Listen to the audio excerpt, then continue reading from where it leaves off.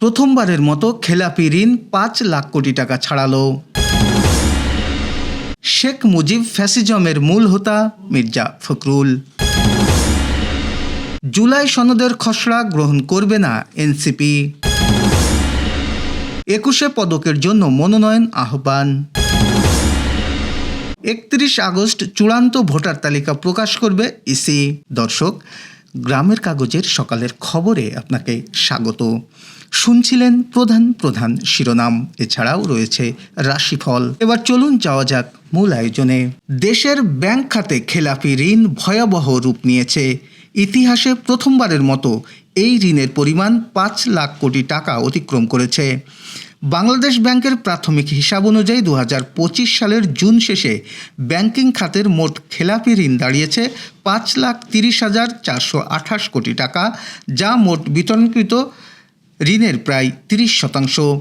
গত ৩ মাসের ব্যবধানে খেলাপি ঋণ বেড়েছে ১ লাখ কোটি টাকার উপরে। এক বছরে এই ঋণ বেড়েছে ৩,১৯,০৩৬ কোটি টাকা। গত মার্চে খেলাপি ঋণ ছিল ৪,২০,৩৩৫ কোটি টাকা।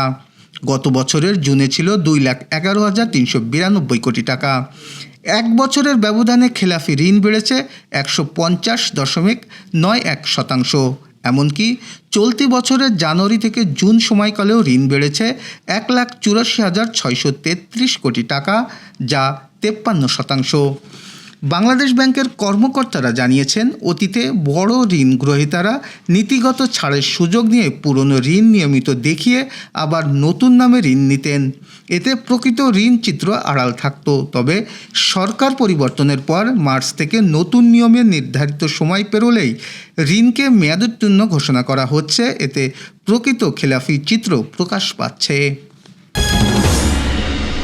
শেখ মুজিবুর রহমানকে ফ্যাসিজমের মূল হোতা আখ্যা দিয়ে বিএনপির মহাসচিব মির্জা ফখরুল ইসলাম আলমগীর বলেছেন, তিনি গণতন্ত্রকে কবর দিয়ে একদলীয় শাসন বাকশাল করেছিলেন। মঙ্গলবার দুপুরে জাতীয় প্রেস ক্লাব মিলনায়তনে জাতীয়তাবাদী স্বেচ্ছাসেবক দলের সাবেক সভাপতি শফিউল বারী বাবুর পঞ্চম মৃত্যুবার্ষিকী উপলক্ষে আয়োজিত আলোচনা সভায় তিনি এই কথা বলেন। সংস্কার কার্যক্রমে বিএনপির ঐতিহাসিক অবদানের কথা স্মরণ করে মির্জা ফখরুল বলেন, আমাদেরকে অনেকে খোঁটা দিয়ে কথা বলে যে আমরা সংস্কার চাই না। সংস্কারের চিন্তাটি তো আমাদের, সংস্কারের শুরু আমাদের দিয়ে।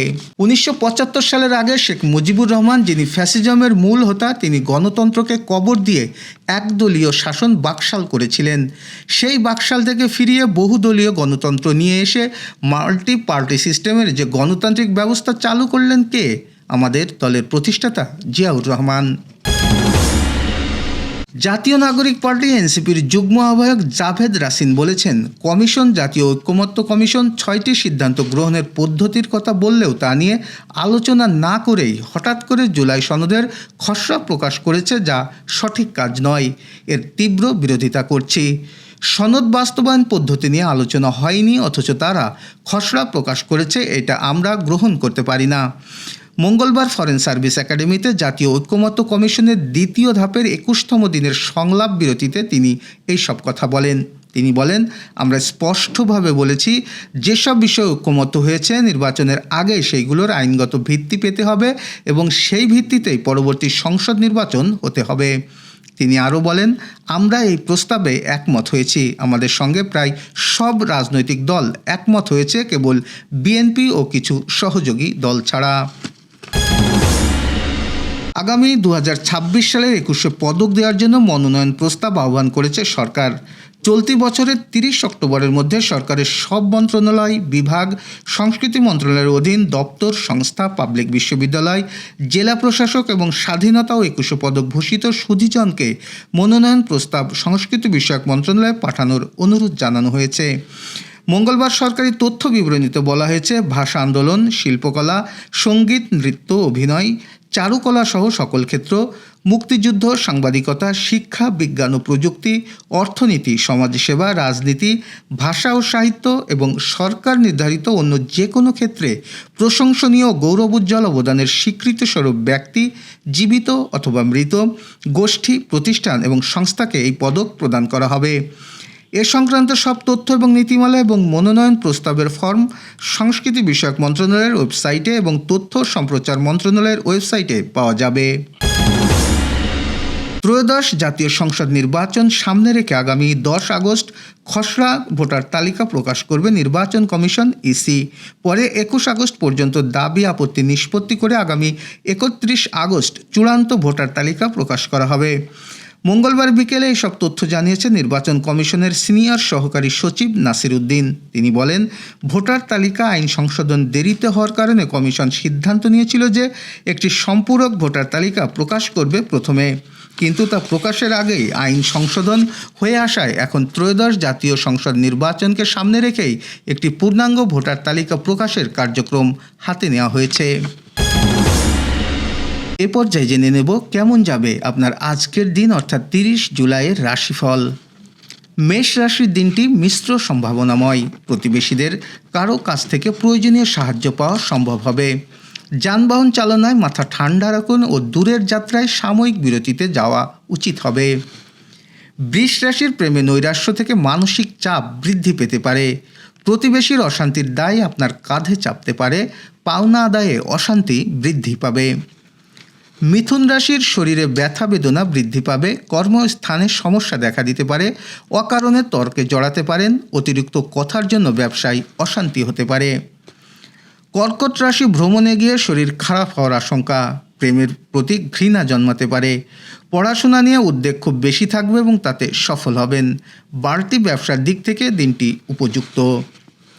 সিংহ রাশির কাজের জন্য সুনাম বাড়তে পারে। ব্যবসায়িক খরচ বৃদ্ধি। একাধিক পথে আয় করতে গিয়ে বিপদের আশঙ্কা। পারিবারিক সম্পত্তি নিয়ে অশান্তি হতে পারে। কন্যা রাশির বাড়তি কিছু খরচ হতে পারে। বৈরী মনোভাবের জন্য ব্যবসায় শত্রু বৃদ্ধি পাবে। ব্যবসায় ভালো সুযোগ পেয়েও কাজে লাগাতে পারবেন না। অর্থ অপচয়ের জন্য সংসারে বিবাদ। তুলা রাশির বিষয়ে সমালোচনা বৃদ্ধি পাবে। শিক্ষকদের জন্য শুভ পরিবর্তন। প্রেমের ব্যাপারে সারাদিন দুশ্চিন্তা থাকবে।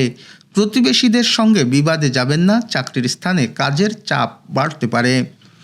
বৃশ্চিক রাশি ব্যবসায় ভালো কিছু আশা করবেন না। চাকরির স্থানে উন্নতির যোগাযোগ। ব্যয় বাড়তে পারে। কোনো কাজে বারবার চেষ্টা করা বৃথা হবে। ধনু রাশি বিলাসিতার কারণে খরচ বাড়তে পারে। বাড়িতে বিবাদের জন্য মনোকষ্ট। ব্যবসায় শান্তি পেতে পারেন। চাকরির স্থানে কারো সঙ্গে তর্ক বাঁধতে পারে। মকর রাশির অতিরিক্ত কাজের চাপে ক্লান্তি বোধ হবে। সারাদিন ব্যস্ত থাকতে হবে। ব্যবসায় চুরি থেকে সাবধান। সম্পত্তির ব্যাপারে আইনি ব্যবস্থা গ্রহণ করতে হতে পারে। কুম্ভ রাশি ধর্ম সংক্রান্ত ব্যাপারে তর্কে জড়াতে পারেন।